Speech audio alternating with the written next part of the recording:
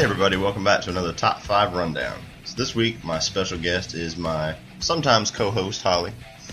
And this week, we are going over our Top 5 adult movies. They are not adult movies. Don't say that. Oh shit, that's next week. Never mind. This is romance movies. Okay, all right. Same I got thing. You. Yeah. Okay. All right, let me pull out the right notes. We'll get this. All right, so top 5 romance movies. We're going to keep this kind of general. This isn't going to be strictly sappy romance movies, or at least one of our lists won't be. It's going to be covering romance, romantic comedies, romantic dramedies, all that kind of stuff. So you're going to start off with your 5, 4, and 3. Then I'll do my 5, 4, and 3. We'll do our number 2s, then we'll do our number 1s. So start us off. All right, so for number 5, I picked Little Black Book. It's directed by Nick Horan. It stars Brittany Murphy, Ron Livingston, Holly Hunter, and Kathy Bates. Pretty much, if you haven't seen it, it's a woman snoops through her boyfriend's Palm Pilot and reveals his former girlfriends, which causes her to question why they're still listed in his Little Black Book. I love this movie.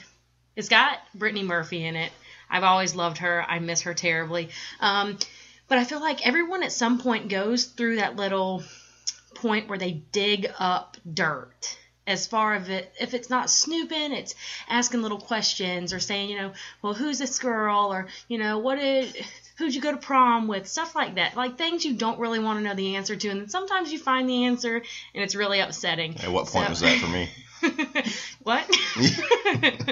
What dirt have you been digging up? I love that it's like mostly a based at work show or movie, and it has a lot of the workplace gossip where they're throwing each other under the bus a lot. It's kind of cool. I've always loved this movie. One of my favorite quotes on it is, "If we shared our lives together, why didn't we share our lives?" It's got Brittany Murphy.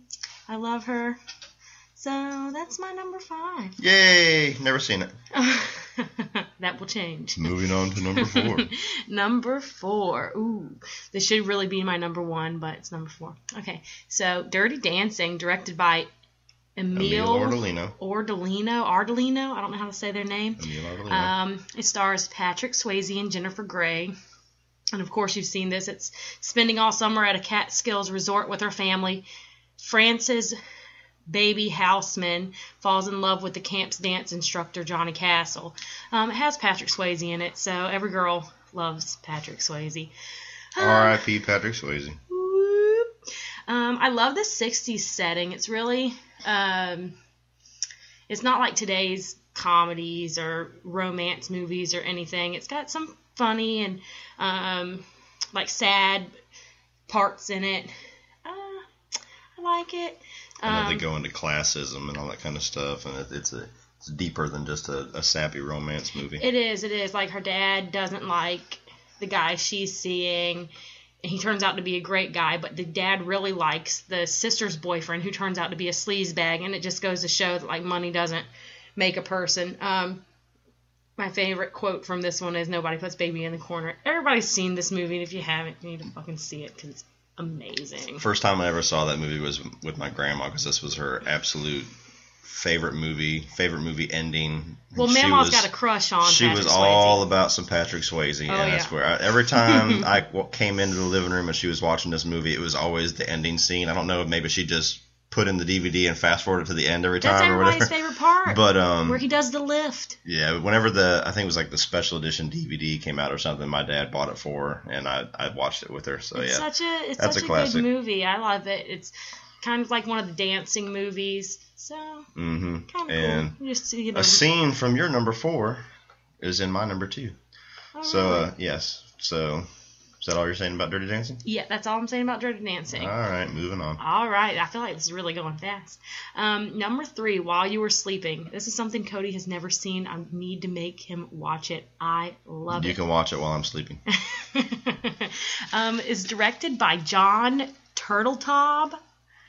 It stars Sandra Bullock, which I love, Bill Pullman, and Peter Gallagher. And if you haven't seen it, it's about a ticket-collecting romantic pretends to be engaged to an unconscious man but can't fool his brother. Anything with Sandra Bullock has my attention. I love her. She's a great actress. It's such a heartwarming story. Like she sits at this ticket booth all the time and sees him, and in her mind she fantasizes about what he's so handsome, what it would be like to be with him, and she sees him get hit by a train, so she saves him, whatever, and the doctors overhear her say, I was supposed to marry that man. They think it's the fiance, so now the whole family thinks it is, and she starts to, like, a little, I wouldn't really say it's a love triangle, but in a way it is, because she starts hanging out with the brother, and the brother starts falling for her, and then she's really confused. But it's an amazing, amazing movie. It's I always cry every time I watch it. Are you tearing up right now? No, I'm not. I was about to say. All right. Is that all you want to say about While You Were Sleeping? Yeah, other than I'm going to make you watch it. Get ready. Why do you got to make me watch all that shit? I ain't 'Cause making it's you good. watch stuff. Well, all right. You deal with it. My number 5 is High Fidelity. Now, this was directed by Stephen Frears, stars John Cusack in what I think is his best movie, Jack Black in what I think is his best role, Tim Robbins in a real small role, and even Yela, I believe is how you pronounce her name. I don't remember seeing her in anything but this. But basically, John Cusack plays a guy named Rob. He owns a record store called Championship Vinyl.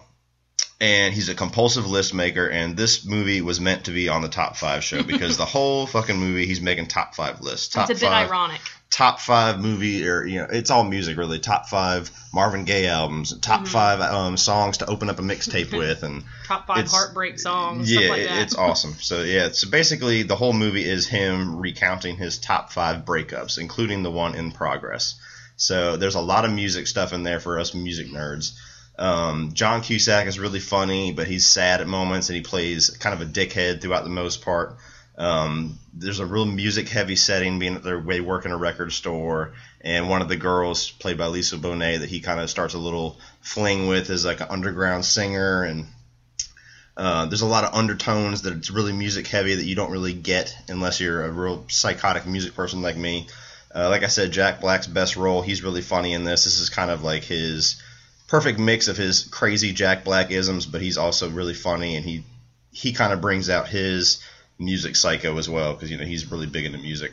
But it's a really down-to-earth and realistic look at a lot of relationships, because he goes through these different breakups, and like it starts all the way from when he's a kid and has a situation where like just that little playground relationship that everybody's had at least once, where you're kissing under the stairs, and then the next day she's with somebody else, and it's supposed to be whatever, and then you got the girl who wants to wait, and he ends up getting frustrated, and then you got the girl who's too fast for him, and then you got the girl who's too serious, and just it's really well-rounded.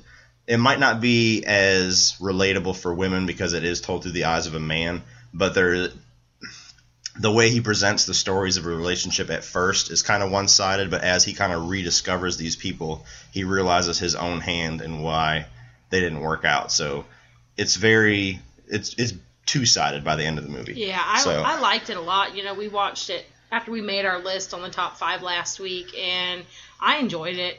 Yeah, it's not for those like how you keep saying, if you're really into music and stuff. I caught a lot of the stuff, but it's not heavy-handed with the music stuff. But if you are really into music, there's much more you can appreciate in the movie.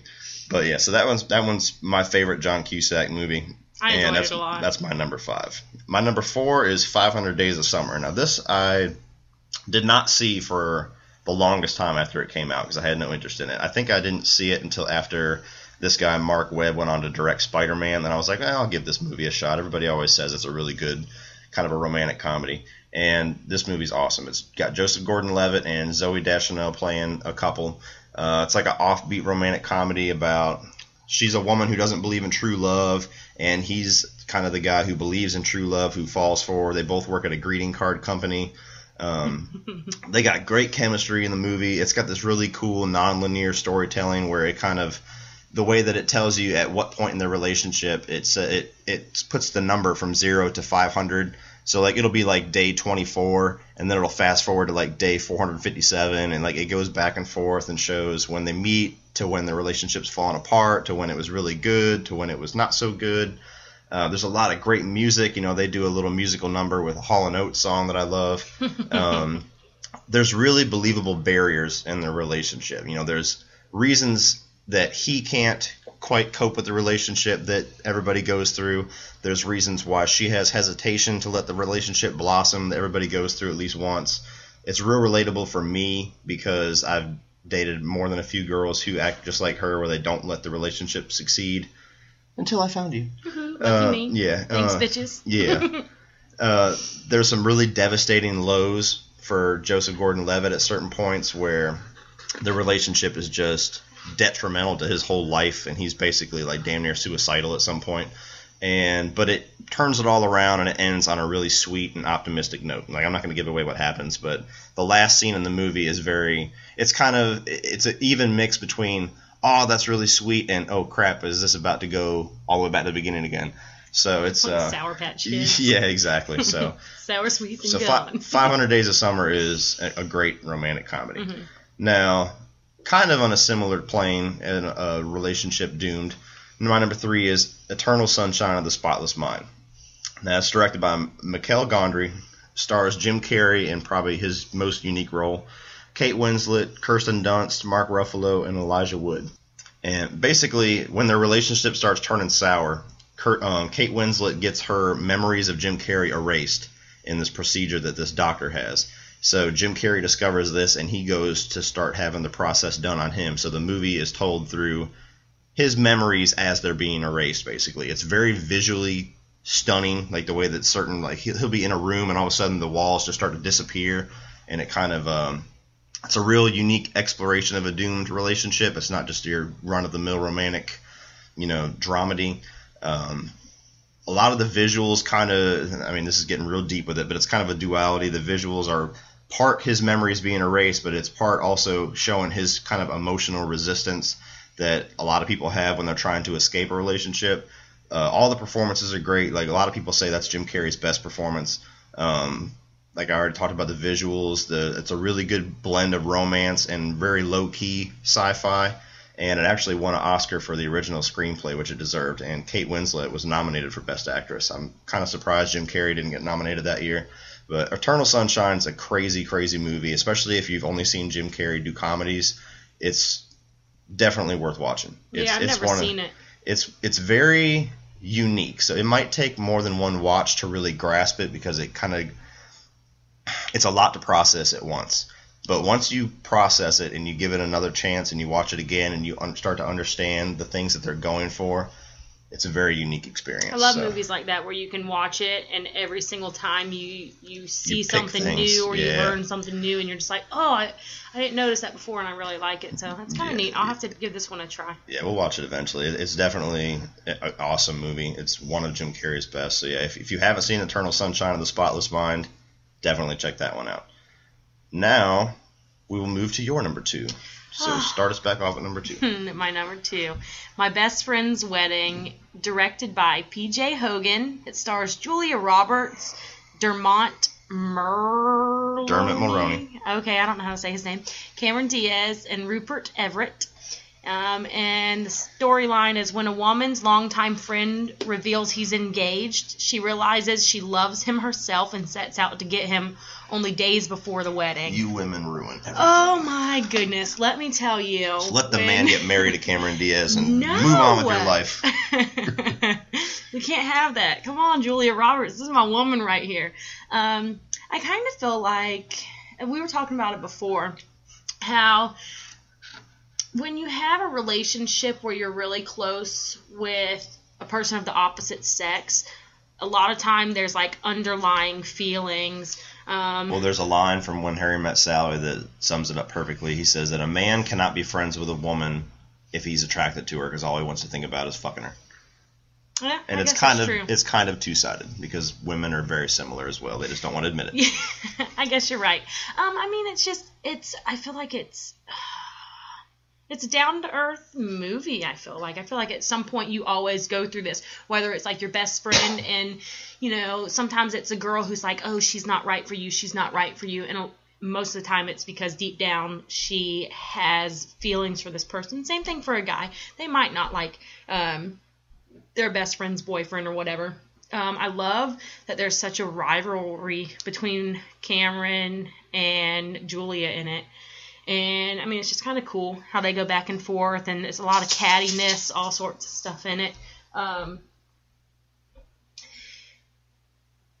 it's like they were childhood friends, I think, and she never realized she really loved him until it's too late. So it's one of these sappy movies that, of course, we like. Don't get mad at me.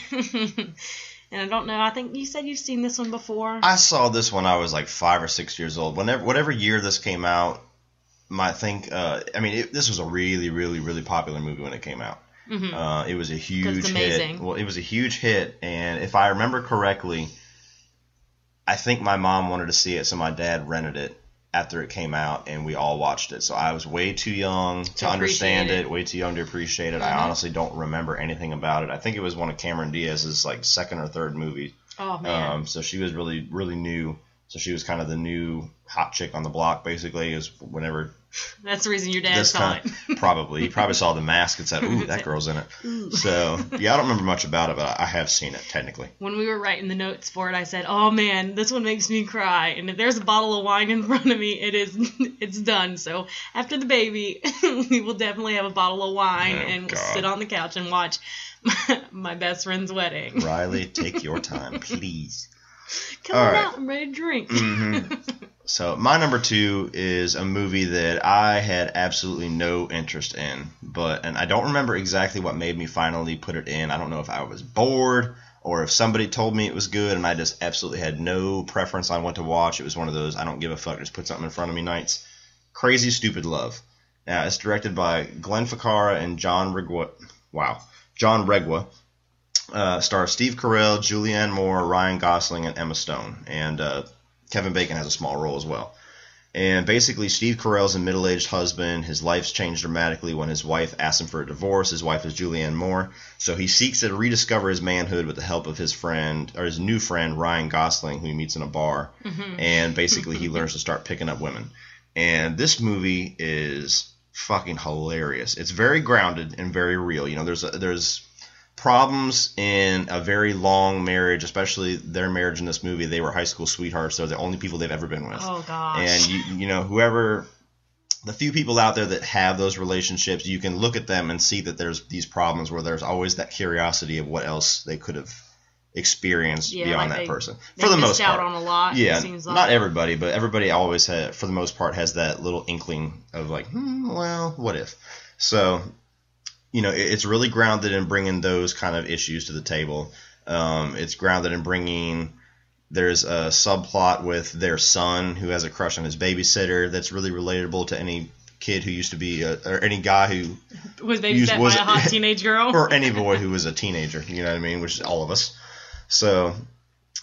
like I said, all the back and forth with Ryan Gosling and Steve Carell is absolutely hilarious. Whenever Ryan Gosling is taking him to get him a new wardrobe, and he just keeps smacking him on the face, and that's one of the funniest parts. Yeah, and like he pulls out his wallet, and it's like one of those Velcro wallets, and he's like, "Where's your wallets?" Well, it's funny because it's a grown man, like you said, he's never been with anyone else, and so he's stuck in this middle-aged fucking. I'm gonna wear khakis, a belt, and a polo, and New Balance shoes. Yeah, Ryan Gosling's like, "No, man, that's not how you're gonna pick up chicks." Get with it. And the best parts too is like, at least as a guy, is funny to me, is after Steve Carell finally gets his groove, because even after he gets the new suit and the new makeover and everything, he's still Steve Carell and he's still sucking at everything. Yeah. And Ryan Gosling's like, dude, do you even watch me?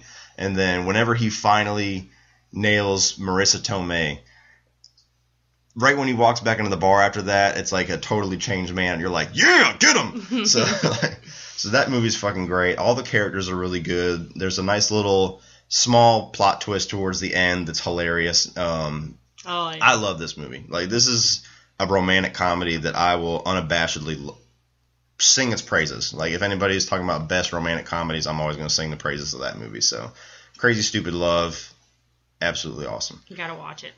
All right, so your number 1. Surprise, surprise. All right. I made Cody watch this the other night for some reason I've never made it around to see this movie. It's one of those movies that's so culturally important that you hear about it so much that you feel like you've already seen it before you've seen it. You have to witness this movie. I feel like almost every woman or girl has. Not a lot of guys have. So ladies, it's your job to make sure your man watches this. Mm-hmm. All right. So my number 1 is Goodfellas. Pretty Woman, directed by Gary Marshall. It stars Julia Roberts and Richard Gere. Is that how you say it? Gere. Richard I Gere. always call him Greer. Whatever. Fuck it. Who cares?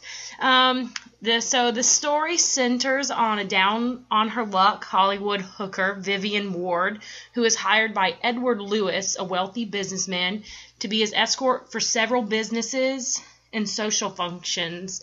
And they're developing relationship over the course of her week-long stay with him. I love it. It's, oh my God, she's a hooker, and some guy picks her up and wants to give her money to like spend time with him. That's not usually how it works, right? No, it's not just like spending time. He doesn't just want sex and drop her off. They're not staying at some shitty hotel. It's actually pretty funny how they meet. He's not looking for a hooker, and he pulls up and he's like, "Hey, you know how to get back? I guess to Hollywood or whatever." And she's this fucking hooker. She's just like, "Oh yeah, go this way." And he's like, "All right." I think he gives her like $20 for it, and she strap in. We're about to hear the whole plot of the movie. Oh shush! So, I just love it. Oh my gosh, I do. It's so funny. It's sad in so many spots when you realize she's a hooker. She's doing this. I don't know why. I guess it says so in the movie. It slips my mind why she's doing it. I guess she was down on her luck for a little bit. I mean, the same reason anybody becomes a hooker, I guess. They don't have enough money and they want some money. Issues. And yeah, something like that. But there's just so many moments in it where you're just like, oh my gosh, it's heart-wrenching at times, as far as that she's got it set in her mind that she's not there just to have sex with him, or she is there to have sex with him, but he doesn't want that. He wants, I guess, more than that. He wants to show her a better life and everything. He just wanted an escort, not really a hooker. He wanted somebody to go around with him to different social functions and stuff like that. So I mean, it's crazy because she's a pretty gal, and he is a very handsome, wealthy man. Mm-hmm. And it's not like the sleazebag she's used to. Probably some greasy old fat married man. Disgusting. Ick. Not to stereotype all you married men out there, but just the ones that get hookers. I was surprised a little bit when I watched this because, I mean, obviously everybody's heard of Pretty Woman. Everybody's seen pieces of it. Everybody knows about the famous scene that Richard Gere ad-libbed where he closes the little locket box on her hand. And she giggles. Yes. I mean, there are certain scenes in Pretty Woman that everybody knows whether you've seen the movie or not. Now, what surprised me was I always assumed this was like a really lighthearted romantic comedy, and it was actually a lot deeper and a lot grittier than I expected it. I didn't expect it to be as, I mean, it's not like full-blown rated R, but I didn't expect it to be as graphic with her lifestyle as it was. I figured it was going to be just, we pick her up and, then all of a sudden she's this nice girl. But I liked it a lot. I've always liked Richard Gere. Julia Roberts is gorgeous. Gere. Gere. Oh my God, we're gonna get sued. I will say it like that for the rest of my life. I'm sorry if you're listening. Mm-hmm. So yeah, I like this movie a lot. It was, I think that I waited long enough to watch it. I don't think it's a movie that I would have appreciated when I was younger. No. So I think I hit it at the right time. But yeah, I see why it's such a classic. There was really good music in it. I liked a lot of the scenes, which still holds true today with its commentary, where like she's trying to go in to buy dresses and people kind of judge her from the outside. Assholes. Even though, I mean, she does wear some pretty risque stuff, but still, she's a hooker. What do you expect? That still holds true today with people like just looking at somebody and like, and they kind of assume everything about their lives. But not only that, but another part that really grabs me is